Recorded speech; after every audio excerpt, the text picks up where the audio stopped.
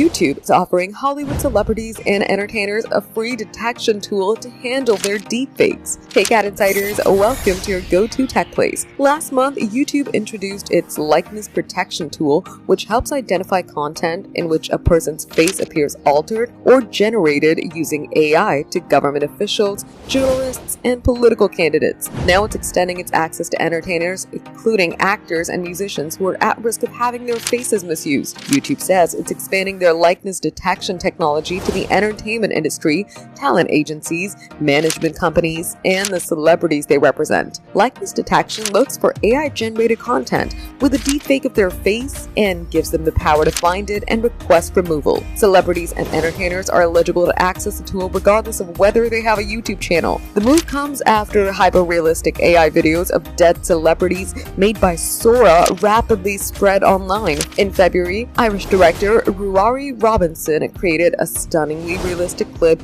featuring Brad Pitt fighting Tom Cruise on a rooftop using a 2-sentence prompt. YouTube said it was working with leading talent agencies to refine how likeness detection can protect entertainers.